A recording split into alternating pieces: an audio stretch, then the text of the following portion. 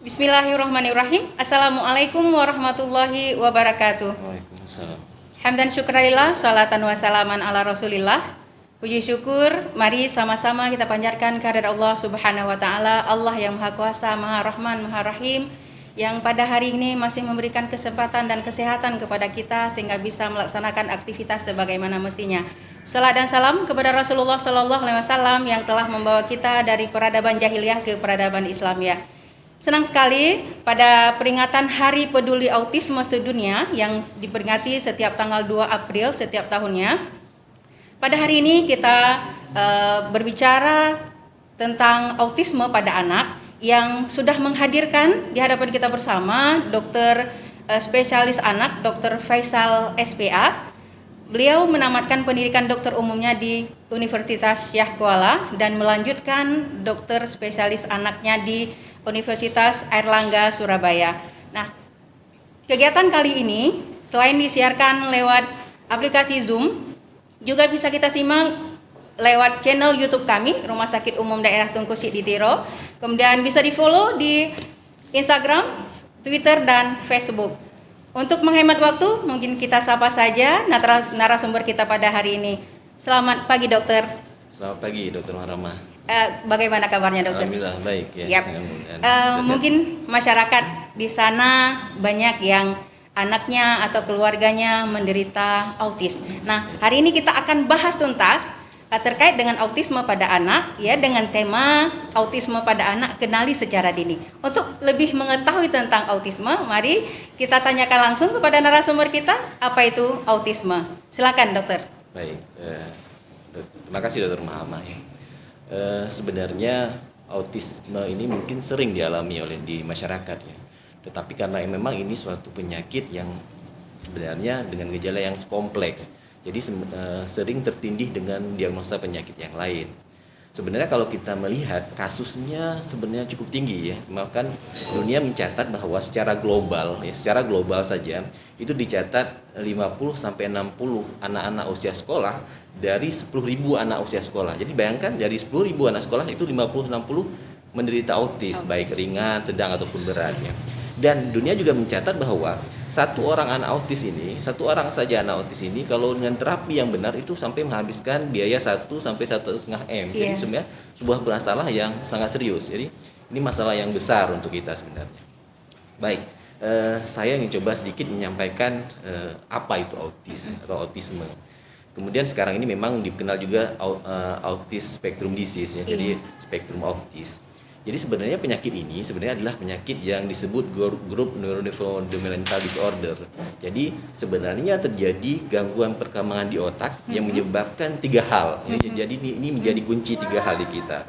Yang pertama adalah memang gangguan keterlambatan dalam hal komunikasi. Ini memang bermasalah dalam hal komunikasi. Kemudian anak autis ini juga mengalami gangguan dalam hal interaksi sosial. Jadi sudah komunikasi bermasalah, interaksi sosial dengan orang lain juga bermasalah. Dan ada satu hal lagi yang lain yang kemudian ini menjadi hal yang sangat mengganggu, menyulitkan, menyusahkan orang tua adalah perilakunya yang berulang-ulang yang dipertahankan. Jadi misalnya nanti mungkin kita sampaikan juga dengan gejala, kalau misalnya pergi ke wastafel berulang-ulang itu saja dan minatnya terbatas sekali sehingga memang itu saja yang dilakukan. Jadi 3 hal ini kemudian menyebabkan gangguan yang memang menyulitkan, menyedihkan orang tua karena memang gangguan di otak yang kemudian bermanifestasi sebagai gangguan perilaku dan perkembangan. Mungkin ini yang di awal yang bisa saya sampaikan. Iya, terima kasih, dokter. Nah, itu mungkin awal dari pembahasan kita, apa itu autisme. Nah, untuk penyebabnya sendiri itu apa-apa saja yang bisa menyebabkan seorang anak itu bisa menderita autisme, dokter? Ya, bicara penyebab ya, memang sebenarnya penyakit ini multifaktorial. Iya. Bahkan para ahli sendiri masih berbeda pendapat. Kalau mungkin dalam di kita mungkin masih khilafiyah istilahnya. Jadi masih berbeda pendapat sebenarnya apa sih penyebab penyakit ini. Tetapi dari berbagai pendapat yang ada kita coba simpulkan, kita coba fokuskan. Yang pertama adalah ini yang mungkin menjadi hal yang tidak bisa diubah. Yang pertama adalah faktor genetik. Nah, jadi kalau kita lihat bahwa ahli menyimpulkan bahwa 80% adalah herediter. Jadi sebenarnya ada faktor yang diturunkan, walaupun penurunannya bukan seperti talasemi, bukan iya. seperti albino, tidak. Tapi memang di Tenggarai diduga bahwa ada faktor herediter yang berpengaruh. Nah, di samping itu, faktor kromosomnya kemudian muncul adalah dalam bentuk bisa mutasi kromosom, Iya. bisa mutasi gen, sehingga memang faktor genetik juga sangat-sangat berpengaruh pada penyakit ini. Tapi yang kedua, ini faktor lingkungan, ya. Iya. Faktor di luar faktor genetik. Jadi di luar faktor yang dia bawa, mungkin supaya menjadi pemahaman bagi masyarakat. Nah, ini yang harus kita antisipasi. Yang pertama bisa terjadi untuk ibunya prenatal. Jadi belum lahir sudah menjadi faktor. Yang pertama adalah yang harus kita waspadai, infeksi ibu hamil. Nah, yang kedua, ibu hamil yang gemuk, obesitas pada ibu hamil. Jadi ternyata obesitas bermasalah gitu. Walaupun kadang-kadang orang obes itu dianggap sehat, tapi obesitas ternyata bermasalah. Yang kemudian yang ketiga adalah ibu hamil yang minum obat OAI, obat anti epilepsi, terutama asam valproat. Nah, ini juga diduga bermasalah nanti melahirkan anak yang autis. Kemudian ini yang sering kita dapatkan di lapangan, usia ibu tua hamil. Ini mungkin di dokter lama sudah sangat paham nih. Usia tua tapi hamil. Nah, ini kemudian kita dapatkan banyak anak autis lahir dari ini. Nah, ini. Kemudian faktor prenatal itu sendiri, faktor lahir. Nah, ini sering ini jadi bagian saya hari-hari. Yang pertama adalah bayi lahir hipoksia, asfiksia. Nah, kekurangan oksigen. Ini kemudian bisa melahirkan ke depan anak yang autis. Kemudian infeksi selama hamil atau melahirkan. Ini juga bermasalah. Dan yang ketiga, ini sering menjadi masalah di kita hari-hari. Sekarang banyak bayi dilahirkan prematur. Dengan teknologi yang canggih kita bisa merawat, dia bisa hidup, bisa besar. Tetapi di belakangnya adalah diduga ada beberapa bayi yang kemudian lahir prematur ini menyumbang persentase autis. Nah, ini faktor yang penyebab yang kemungkinan diduga sebagai penyebab autis. Ya. Kemudian mungkin saya sampaikan sedikit lagi ya tentang struktur otak, karena tadi sudah sampaikan bahwa penyakit ini bermasalah pertama di struktur otak.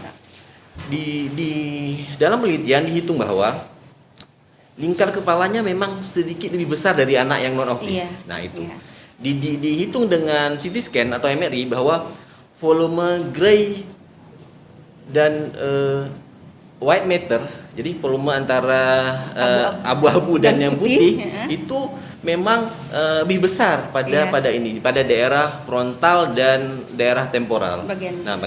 Kemudian yang kedua, bahwa secara struktur, mungkin kita tahu di dalam otak kita kan ada namanya chemical ya, jadi kayak serotonin, GABA dan sebagainya. Pada pasien autis ini bermasalah, baik dalam hal gangguan masuk dan keluarnya dan sebagainya. Jadi ini kira-kira yang menjadi penyebab dari autis. Cuma ingin saya tambahkan sedikit ya, ini sering menjadi mitos. Sering jadi mitos, sering diduga ini penyebabnya. Mungkin pernah dengar vaksin MMR. Vaksin MMR ini diduga dibuat penelitian oleh beberapa orang bahwa inilah penyebab autis. Tapi kemudian diteliti lebih lanjut bahwa vaksin MMR tidak menjadi penyebab dari autis. Ya. Mungkin ini yang bisa saya sampaikan secara penyebab dari penyakit ini. Iya, ya dok, mungkin dokter, ini kan kita ditonton juga oleh masyarakat luas. Mungkin dokter bisa jelaskan tadi tuh vaksin MMR itu apa? Baik.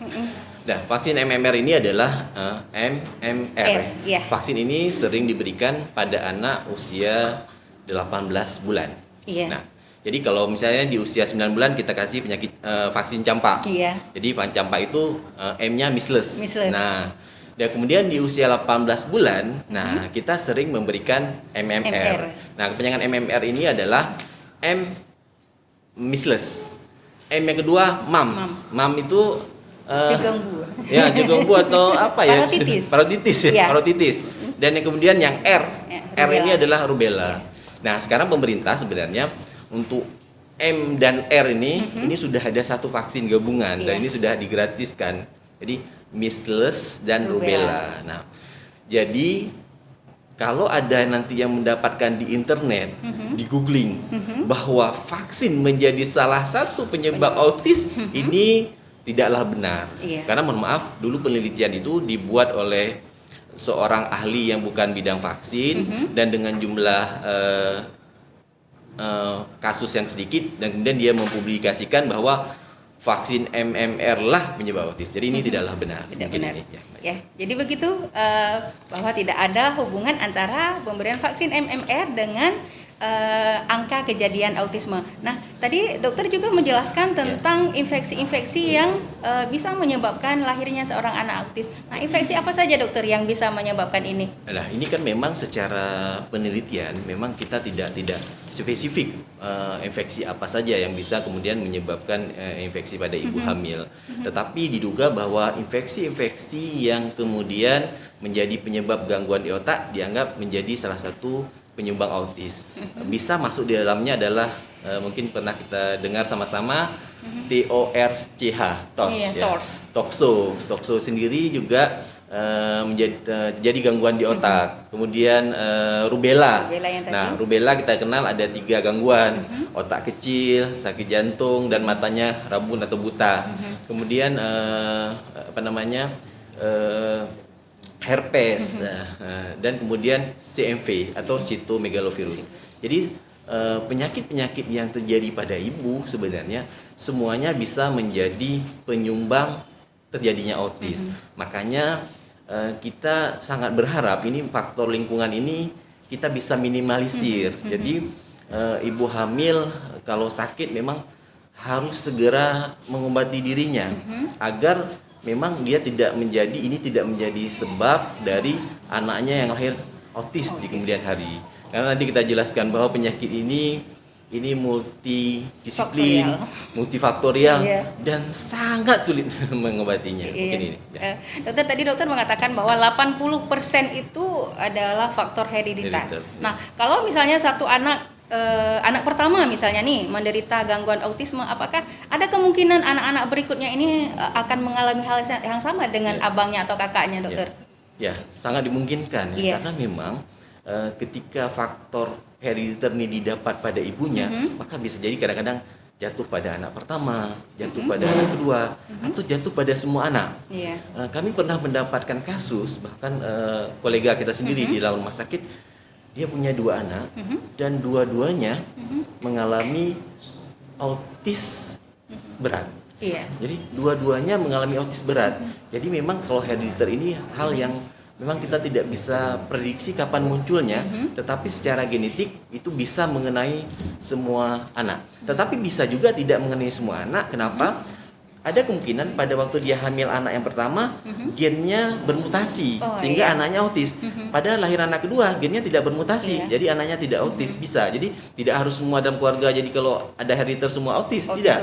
Bisa hanya salah satu. Kenapa? Selain herediter yang diturunkan tadi, mutasi pada gen juga bisa. Nah, ini karena ini tentu mutasi herediter ini tentu penelitian ataupun kita penelaahannya tentu ini hal yang hal berat dan tidak bisa di kita. Mungkin kalau di Indonesia cuma bisa di Jakarta atau di Surabaya atau di Medan.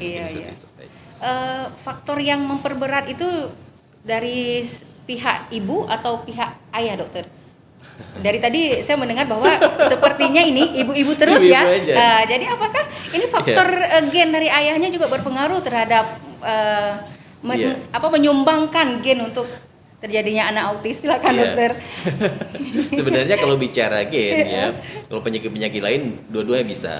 Jadi misalnya thalassemia itu memang jelas kan ada faktor ibu, faktor anak, faktor ayah berpengaruh Tetapi sayangnya pada autis ini saya memang membaca berulang-ulang tidak disebutkan faktor ayah. Nah, tetapi kalau kita balik ke faktor genetik sebenarnya bisa jadi dari ayah dan ibunya.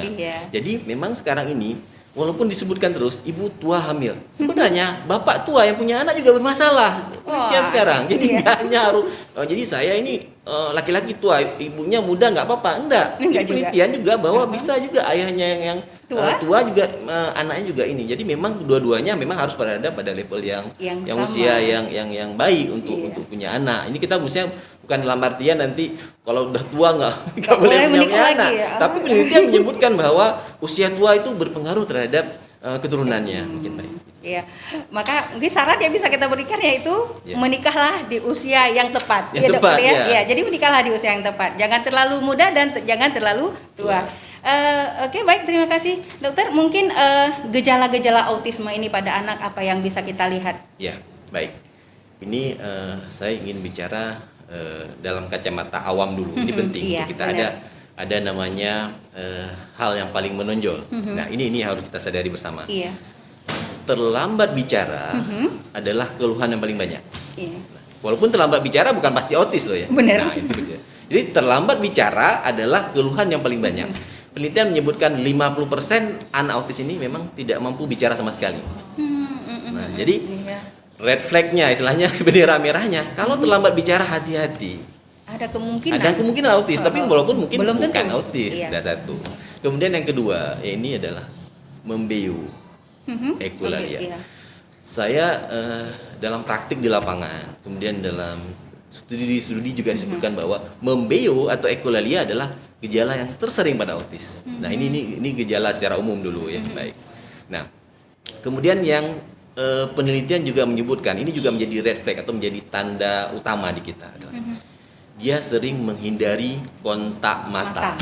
Nah, ini jadi bicara terlambat, membeu, menghindari kontak mata. Nah, kalau ini terjadi, apakah pasti autis? Belum tentu. Nanti kita jelasin kenapa ini belum tentu. Tapi ini gejala yang paling utama. Nah, kemudian saya ingin sebutkan secara pembagiannya. Yang pertama adalah gangguan komunikasi. Nah, gangguan tadi kan kita sebutkan di awal bahwa gangguan komunikasi. Nah, yang pertama gangguan bicara. Gangguan bicara bisa jadi bicaranya sangat sedikit atau memang tidak bicara sama sekali. Itu satu.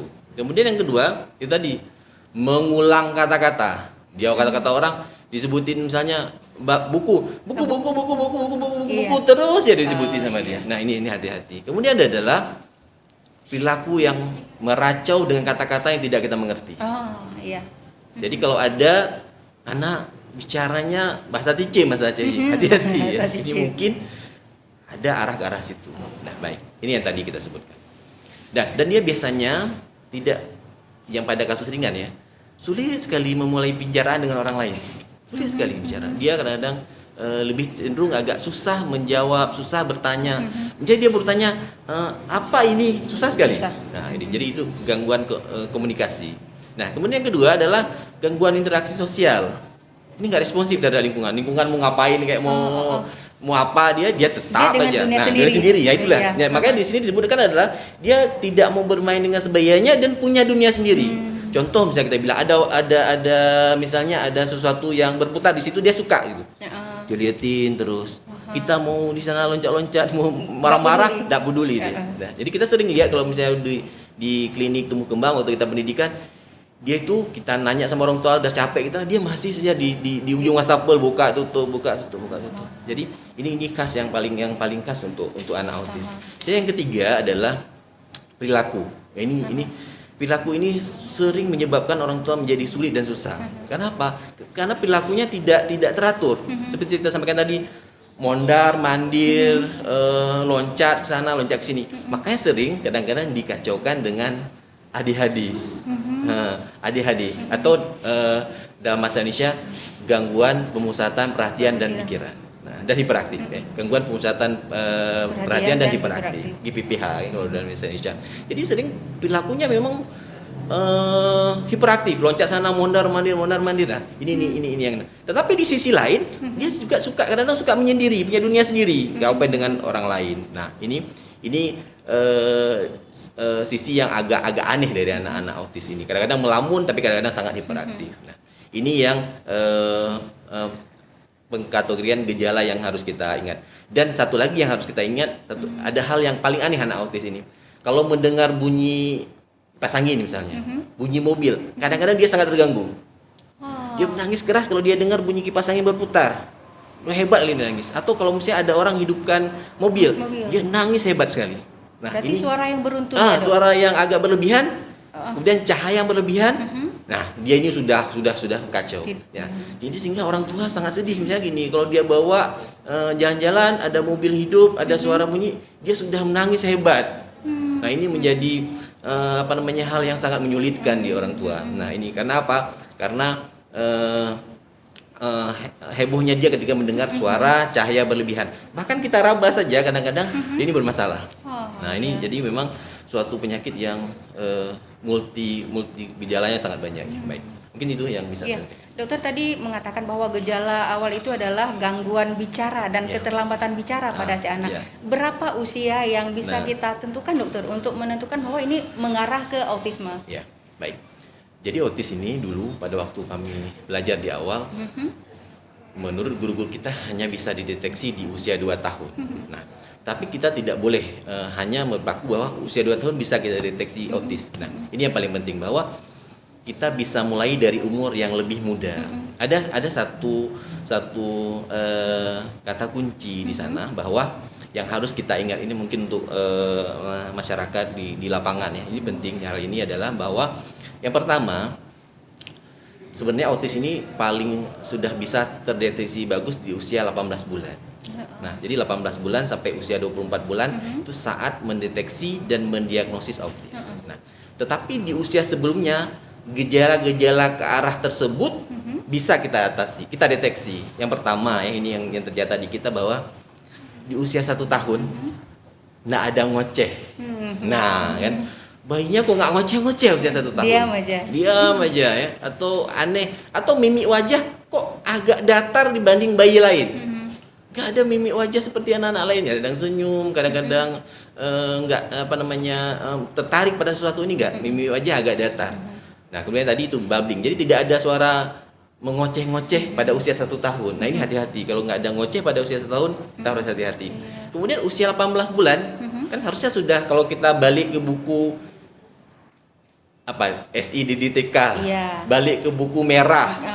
Apa ada 18 bulan harus keluar minimal 1 kata kan? Ini nggak ada keluar 1 kata pun. Jadi 18 bulan tidak ada kata-kata. Atau sebaliknya 24 bulan nggak ada muncul 2 kata pun. Nah, jadi kita bisa masuk ke bahwa ini kayaknya sepertinya autis ya di usia ini. Nah, setelah kita deteksi ini, kemudian kita bisa pakai screening namanya. Nah, screening ini memang sudah bukan pada levelnya posyandu.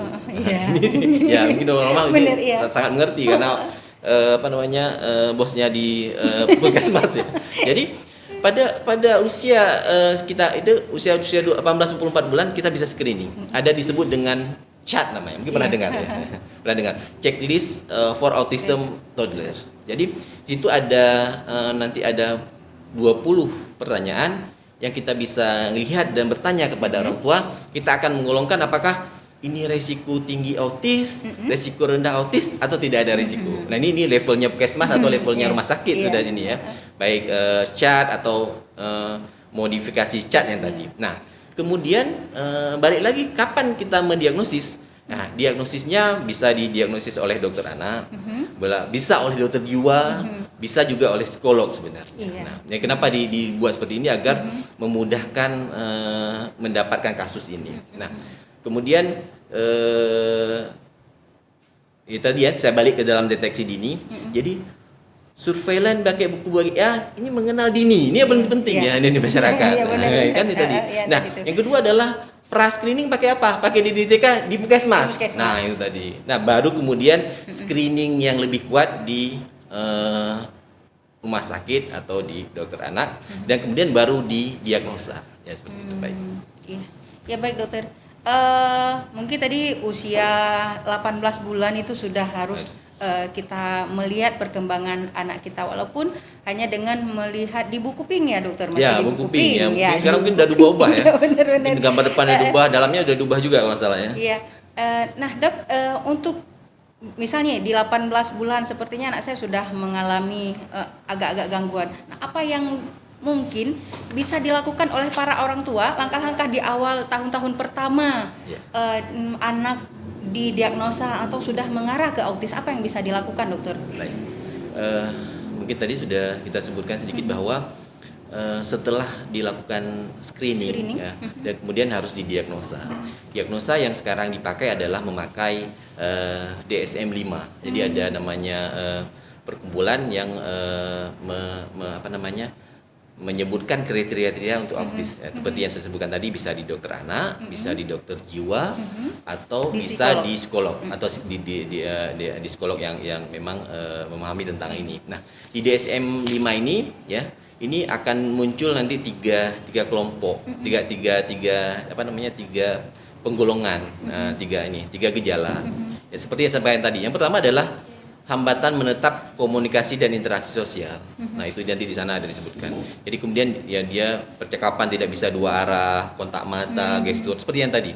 Kemudian yang kedua, nanti akan dilihat pola perilaku, minat dan aktivitas yang terbatas dan berulang-ulang. Seperti tadi lagi. Ya, berulang-ulang ini itu dan kemudian tentu yang terakhir, kemudian interaksi sosialnya bagaimana. Nah, setelah didiagnosa oleh dokter anak atau dokter jiwa atau terapis, maka orang tua yang pertama harus kita sampaikan adalah informasi tentang penyakit ini. Nah, kenapa? Karena ini adalah penyakit yang sebenarnya secara terapi definitif belum ada. Kita harus meyakinkan orang tua bahwa jangan denial dulu, jangan menolak dulu. Nah, ini yang sering terjadi kan, menolak, pergi ke sana, pergi kemari, pergi ke sana, pergi ke sana, akhirnya lewat waktu yang tepat. Kenapa? Waktu 2 tahun otak itu sudah hampir tersempurna. Jadi kalau kita lewatkan lagi 3, 4, 5, 6 tahun, 6 tahun sudah pola perilaku sudah terlambat. Nah, ini yang paling penting. Kemudian yang kedua adalah mencari tenaga ahli dan tempat terapi yang tepat. Nah, autis ini sebenarnya memang dia butuh namanya daycare autis. Jadi ada tempat yang memang terapisnya mungkin seminggu 3 kali atau seminggu 2 kali. Memang terapisnya duduk di depan anak autis ini, mengajarin anak autis ini. Nah, mungkin kalau di kita di Kabupaten PD mungkin belum ada, tapi mungkin Banda Aceh sudah ada. Jadi tempat terapi yang tepat memang terapi autis. Jadi dia memang harus diajarin satu terapis satu anak. Jadi kita harus cari tempat terapi yang tepat. Ini nggak boleh misalnya sembarangan mau makan makan tertentu yang aneh-aneh sehingga tidak dapat terapi. Kemudian yang ketiga, ini untuk orang tua, cari komunitas untuk saling berbagi. Nah, ini yang paling penting. Karena apa? Ini penyakit yang memang sembuhnya lama, sembuhnya susah. Perlu kesabaran. Orang tua. Jadi jangan denial, cari tempat terapi yang tepat, kemudian cari terapis yang tepat. Di kita mungkin baru ada di Banda Aceh mungkin ya. Nah, kemudian yang kedua yang ingin saya sampaikan, nanti di situ adalah terapi okupasi namanya, okupasi dan perilaku. Ini untuk autis, bisa dimanya autis daycare. Yang kedua ini juga untuk orang tua, tetap masukkan anak ke playgroup atau sekolah. Nah, tapi bisa dipilih adalah sekolah atau playgroup atau TK yang menyediakan kelas inklusi. Nah, jadi tetap harus dimasukkan ke dalam tempat yang tepat. Baik, saya rasa itu untuk awal yang harus dilakukan di awal pertama kalau anaknya autis. Ada pengaruh tidak dokter seorang anak dengan autisme mengganggu pertumbuhan gangguan tumbuh kembangnya? Ya, baik. Jadi sebenarnya autis ini kalau kita bicara tumbuh kembang, ya. Tumbuh kembang itu kalau kita kategorikan ada 4 hal yang memang menjadi penilaian di tumbuh kembang. Mungkin teman-teman pernah tahu. Yang pertama motorik kasar. Yang kedua motorik halus. Yang ketiga bicara atau speech, bicara atau komunikasi. Yang keempat adalah sosial kemandirian. Anak autis ini paling kurang akan terganggu di 2 hal yang terakhir ini. Akan terganggu di bicara, akan terganggu di sosial kemandirian. Satu hal memang yang harus kita ingat bahwa keempat hal ini nanti akan membentuk yang disebut dengan kecerdasan. Nah, otomatis memang anak-anak autis ini akan terganggu tumbuh kembangnya. Kenapa? 4 hal ini akan berbentuk dalam hal bentuk kecerdasan yang kita sebut dengan intelligent quotient. Nah, diteliti bahwa anak-anak autis ini ya 50% itu yang berat itu mengalami intelijensinya di bawah 30. Berat sekali karena normalnya kan 90 ya. Nah, pada autis yang sangat ringan sekalipun itu walaupun intelijensianya normal tapi tetap bergejala. Jadi mungkin interaksi sosialnya terganggu, bicaranya juga akan sedikit. Jadi memang secara tumbuh kembang ini terganggu. Baik. Berarti secara pertumbuhan fisiknya tidak terganggu ya dok? Tidak terlalu tapi terganggu. Perkembangannya Perkembangannya ya. Karena dua hal yang berbeda, Ya. tumbuh dan kembang. Kembang, ya tumbuhnya mungkin anak itu aman bisa saja. nggak bisa aman, bisa Iya. aman. Walaupun mungkin kadang-kadang karena makanannya terganggu bisa juga turun. Iya. Tetapi secara sosial kemandirian bicara itu keterganggu. Jadi kita tahu sosial kemandirian dan bicara itu akan berpengaruh terhadap kecerdasan. Iya. Nah, nanti kan bagaimana bisa masuk SD kalau Iya. kecerdasannya memang bermasalah. Dokter, mungkin terapinya tadi sudah sedikit Iya. dokter sampaikan. Nah, mungkin untuk kita memasukkan anak-anak ke sekolah inklusi, mungkin di PD juga ada ya dok? Iya. Jadi mungkin memang sekolah bisa inklusi. untuk anak-anak autis yang di kita sekolah hariannya bisa diinklusi. Oh, gitu. Harus diinklusi, Iya. harus diinklusi. Jangan sampai nggak disekolahkan. Ini makin ini. Jadi mungkin saya sampaikan sedikit tentang Iya. terapi ya. Iya. Nah, terapi sebenarnya ada dua. Jadi ada non farmakologi dan farmakologi. Nah, yang non farmakologi ini tadi terapi itu tadi terapi okupasional, terapi bicara dan terapi perilaku. Iya. Dan ini memang kita harus cari terapis ini. Ya, jadi memang kalau bisa, memang kita di awal-awal ini memang berhubungan dengan terapis yang sudah mahir di situ. Iya. Nah, itu masalahnya. Jadi memang harus dicari ini. Kalau di kita mungkin agak sulit ya. Tapi mungkin bisa di Banda Aceh ada saya rasa. Nah, yang kedua adalah terapi obat-obatan. Iya. Nah, mungkin terapi obat-obatan apa sebenarnya guna terapi obat-obatan? Terapi obat-obatan sebenarnya bukan terapi definitif. Gunanya sebenarnya adalah untuk menurunkan hiperaktivitasnya saja dan membuat gerakan-gerakannya aneh-aneh itu berkurang. Yeah. Nah, itu jadi memang bukan untuk terapi dasar seperti misalnya gini, orang demam, Yeah, infeksi, kasih ganti paracetamol. antibiotik. Oh, Nah, yeah. bukan itu, bukan Yeah, antibiotiknya. yeah. Tapi ini adalah terapi untuk mengurangi gejala-gejala hiperaktifnya aja. Itu saja. Ya. Mungkin ya dok, ini mungkin kita ada pertanyaan ini Oh iya. dari peserta dari Zoom meeting kita pada hari ini. Baik. Kebetulan ini dari dokter spesialis jiwa dokter ya, Waduh, dari jiwa, dokter ya. Ini Khairiadi. orang yang mengerti ini. Iya, nah adakah pengaruh makanan ini seperti monosodium glutamat, Iya. MSG dan zat Nah. pengawet terhadap kejadian autisme dokter? Baiklah. Iya. Ya, baik. Mungkin memang kita akan bicara juga tentang makanan ya. Iya. Baik. Sebelum kita bicara makanan, kita bicara dulu sedikit tentang apakah makanan berpengaruh terhadap proses autis. Nah, jadi sebenarnya ada penelitian yang menyebutkan bahwa pada anak-anak autis ini Iya. ya, terjadi defensiasi imun sebenarnya. Nah, defensiasi imun itu kemudian melemahkan sistem imun dan kemudian mengganggu otak sehingga kemudian menyebabkan autis. Iya. Nah, karena prosesnya itu sistem imun terganggu, ada yang disebutkan dengan jenis makanan namanya gluten. Isi makanan namanya gluten, gluten dan kasein. Nah, pada anak-anak autis, gluten dan kasein ini tidak bisa dicerna. Sehingga dia akhirnya memang menyebabkan autis itu makin berat, makin hebat.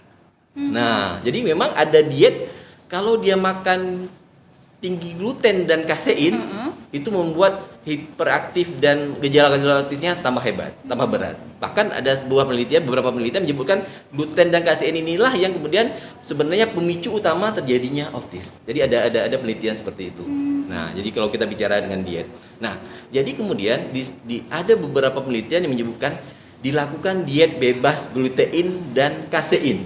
Nah, diet bebas, jadi tidak makan gluten dan kasein. Nah, ini nih yang tadi. Nah, kemudian memang kita pada waktu menangani anak autis biasanya kita minta untuk menghindari protein gluten yang berbentuk gluten.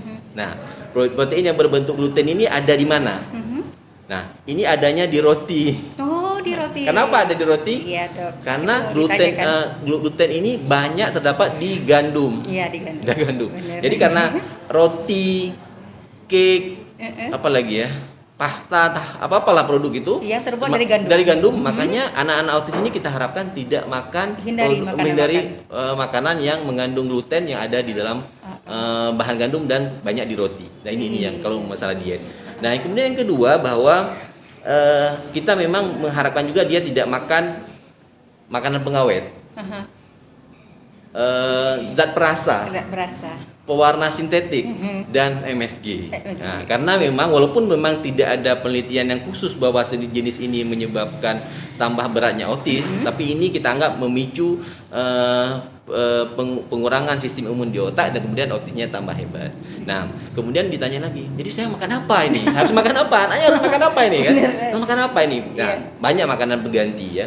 Jadi makanan penggantinya bisa jenis beras. Kayak gitu makan beras. Ya. Cocok. Jagung. Iya. Kedelai. Ya. Jadi kalau minum susu kita harap minum susu soya. Susu kedelai. Atau bahan dasarnya kedelai. Kemudian jenis padi-padian tadi. Iya. Nah, kemudian kalau jenis proteinnya ada daging bisa. Ayam bisa. Telur bisa, Ikan buah bisa. bisa, ikan bisa, sayur bisa. Jadi sebenarnya bisa aman sebenarnya. Jadi menghindari saja zat-zat pengawet dan kemudian zat yang berbasis dasar gandum, protein tadi. Sehingga orang tua autis ini sangat penting kalau beli makanan baca isinya. Nah, kan makanan pabrik ini kan. Iya. Ini isinya apa? Ada gandum yang tinggi, dihindari sebaiknya. Mungkin itu. Nah, yang apa namanya kalau misalnya dikonsumsi juga nih glutein dan kasein tadi dokter, pengaruhnya terhadap anak autis itu apa? Menambah atau seperti apa dokter gejalanya? Memang ini kan semua berbasis penelitian. Penelitian menyebutkan bahwa diteliti pada anak yang didietkan glutein, artinya tidak makan glutein, itu gejala-gejala autisnya berkurang. Oh gitu. Ya, jadi kalau dia makan glutein, gejala autisnya meningkat. Jadi secara penelitian ini. Jadi memang ini kita berharap agar dia menghindari zat-zat yang berbahan glutein ini. Jadi mungkin kalau untuk kita orang Aceh yang biasa makan beras nggak terlalu masalah ya sebenarnya ya. Yang penting hindari dulu roti segala macam yang berbasis gandum. Iya.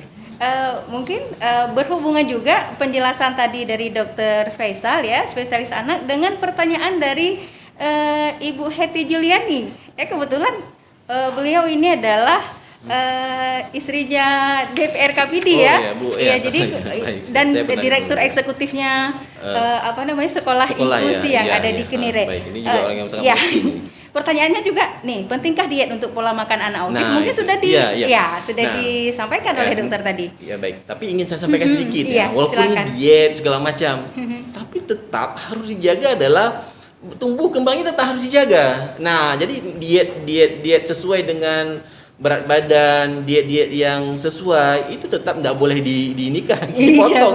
Karena dia jadi anaknya kurus, akhirnya jatuh gizi buruk, itu juga nggak boleh. Nah, tapi tentu ada makanan pengganti yang harus dia berikan. Jadi seperti mungkin sudah kita jelaskan tadi. Nah, dokter, apakah autisme ini bisa dicegah dan seperti apa pencegahan-pencegahan yang bisa kita lakukan supaya anak-anak yang kita lahirkan itu tidak dengan autis? Iya, baik. Ini sebenarnya pertanyaan yang sulit ya, dicegah ini ya. Kalau kita kembali ke tadi sebenarnya karena ini memang multifaktorial, jadi memang mencegahnya rada-rada bisa enggak, tapi coba saya sampaikan saja. Kemudian yang pertama adalah penyebab genetik, yang itu tidak bisa kita ubah ya. Tapi tentu bisa diubah sedikit dengan faktor usia tadi. Kemudian faktor lingkungan. Dengan kan dari ini bisa diubah. Bisa. Apa yang tadi adalah usia hamil ibu, mencegah infeksi tadi ya, obat-obatan. Kemudian lahir itu tadi kembali ke kita, cegah asfiksia, cegah jangan sampai kalau bisa tidak prematur. Nah ini tadi ya. Dan kemudian yang terakhir yang paling penting adalah hamil mengkonsumsi makanan sehat, jangan sampai malnutrisi. Karena berpengaruh juga ada vitamin-vitamin tertentu ya, dia ada B6, B12 itu bermasalah juga di asam folat lagi, bermasalah juga nanti di pembentukan otak. Jadi memang mencegahnya tentu kalau saya bilang bukan mencegah dari hamil, dari gadis sebenarnya. Dari gadis nggak boleh terlalu langsing sekali. Ideal saja ya. Benar, berbeda harus ideal. Jadi karena ada orang-orang anak-anak perempuan yang sangat kurus itu akhirnya mengganggu mengganggu proses-proses nanti kelahirannya. Jadi bisa jadi kandungannya bermasalah dan sebagainya. Itu mulai dari sana. Kemudian yang kedua adalah diet yang baik.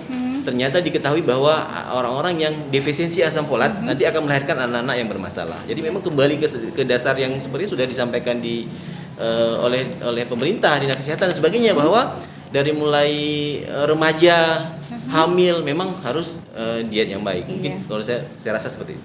Nah dokter tadi juga mengatakan bahwa pada ibu-ibu yang mengkonsumsi obat anti epilepsi, mungkin asam valproat ya dok. Nah bagaimana dengan memang orang ibu-ibu, epilepsi iya benar, orang-orang yang epilepsi ini apa sebenarnya yang harus dihindari supaya, karena ini kan ada faktor resiko ya dok untuk menghindari itu. Ya memang biasanya ada orang epilepsi yang memang harus terus makan obat epilepsi. Kalau dia nggak makan obat, maka dia epilepsinya kambuh. Nah, ini memang kalau seandainya ini kan biasanya kalau sudah hamil kan biasanya dewasa ya di dokter saraf. Makanya memang harus dipilih. Di sini disebutkan yang paling utama adalah asam valproat. Jadi kemungkinan besar harus dihindari asam valproat. Harus dicari obat-obat lain yang memang kan ada jenis obat epilepsi itu banyak jenisnya. Harus dicari golongan-golongan lain yang memang tidak berpengaruh terhadap faktor autis ini. Jadi mungkin kalau hamil, nah dokter kebidanan, dokter saraf harus nyari obat mana yang tidak mengganggu, khususnya di semester 1 dan semester kedua kehamilan. Kenapa? Proses otak kan terjadi di situ. Nah, harus dicari obat-obat yang memang sedapat mungkin tidak mengganggu kehamilan, termasuk menyebabkan anak-anak autis. Bukan hanya autis sebenarnya, takutnya nanti tidak terbentuk otak dan sebagainya. Jadi kalau orang epilepsi, dia ibu hamil, ya ini tugas berat dokter obgyn, tugas berat dokter saraf nyari obat yang memang nggak ini, yang hindari kalau bisa asam valproat tidak dipakai. Beda dengan kita di anak, kita memang cenderung memakai asam valproat karena artinya memang mudah diminum dan tidak terlalu banyak efek samping. Iya dokter. Baik. Nah, ini Dokter Heri Hadi aktif ya di Zoom ya. Jadi pertanyaan dari Dokter Heri Hadi mungkin sudah dijelaskan mungkin tadi oleh dokter ya, sikap orang tua yang mempunyai anak autis. Yang tadi di awal-awal kita pertanyaannya ya dok. Ini sikap orang tua ya. Iya. Ya, baik. Bagaimana sikap orang tua terhadap menghadapi anak autis ini? Menghadapi bahwa anaknya autis ini ya. Iya, benar. Ini yang paling penting ini tadi. Jadi memang kalau orang tua menghadapi anak autis ini memang kita yang berada di level pemberi terapi ini kadang-kadang memang kita sudah merasa kalau kita sudah bukan empati lagi, sudah simpati. Gimana ini terus menerus. Jadi kadang-kadang gejalanya tidak turun atau udah turun balik lagi. Jadi sudah diajari ini buku dipegang. Jadi anak autis itu dipegang gini. Ini buku ya, buku udah. Buku kuning, ini kuning. Besok ditanya lagi, ini buku, ya buku, ini kuning. Tapi lusanya dia bilang ini apa? Ini kuning. Dia nggak sebutin lagi buku. Kan akhirnya orang tua bahasa sedih lagi. Sedih lagi. Nah, ini memang kita harus menyampaikan ke orang tua bahwa yang pertama harus ikhlas dulu memang. Oh iya benar. Karena penyakit ini membaik bisa, tapi sembuh sempurna agak sulit memang. Nah, agak sulit ini aneh. Kenapa? Ada juga yang membaik, tapi gejala-gejala sisa masih ada. Contoh saya bilang gejala sisa.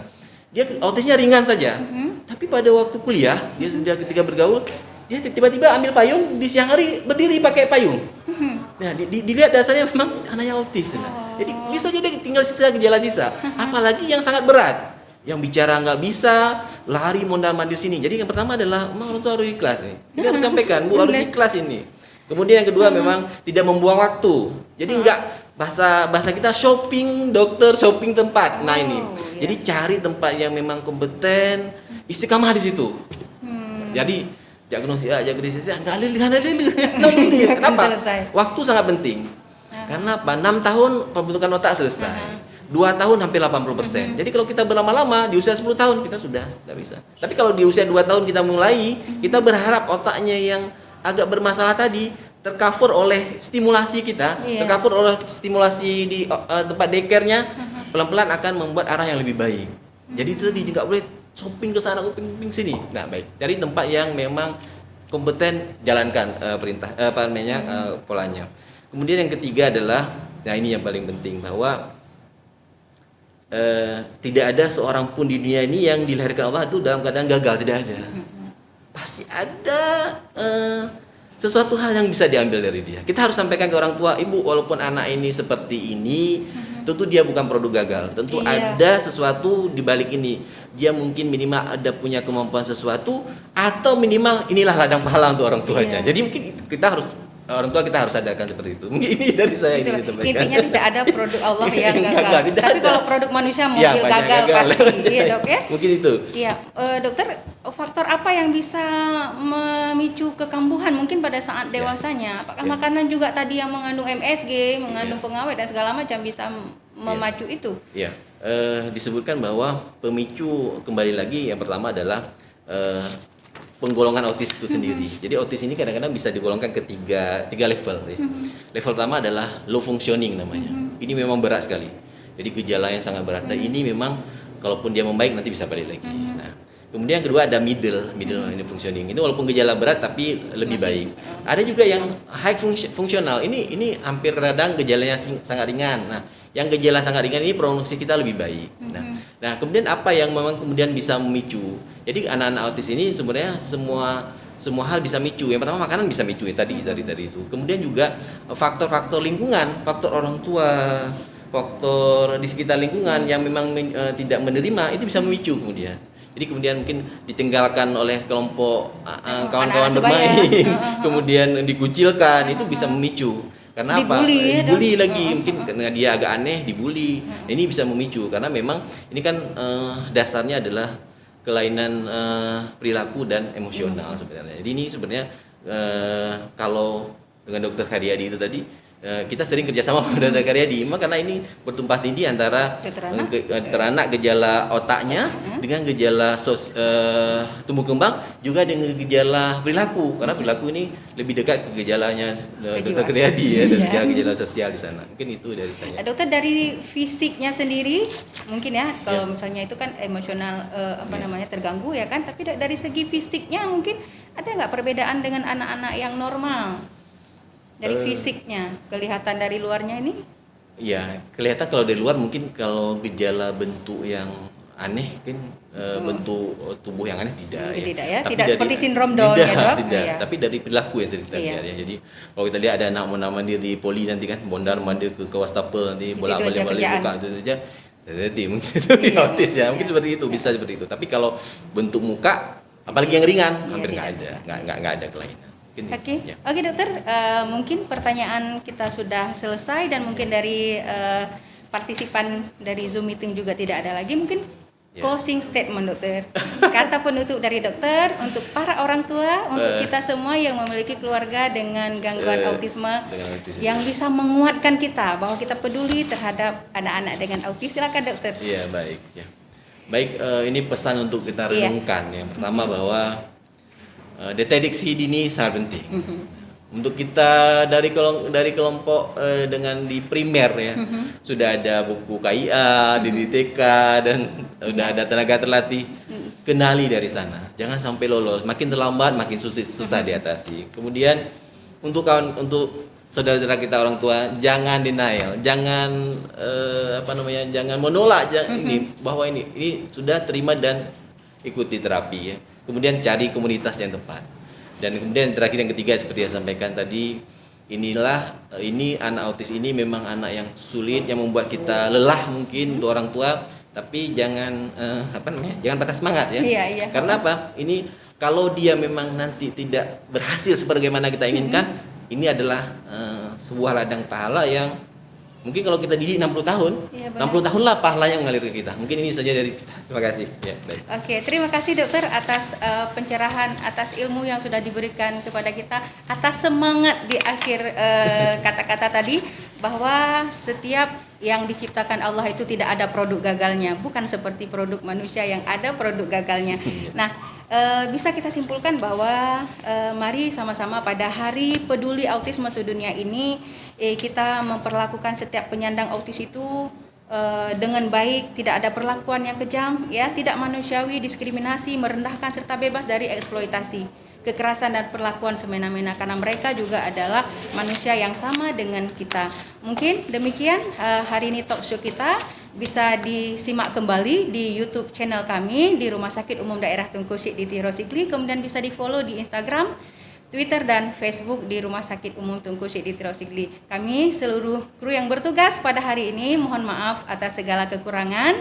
Terima kasih atas segala perhatian. Hadanallahu wa iyyakum ajmain. Assalamualaikum warahmatullahi wabarakatuh. Waalaikumsalam.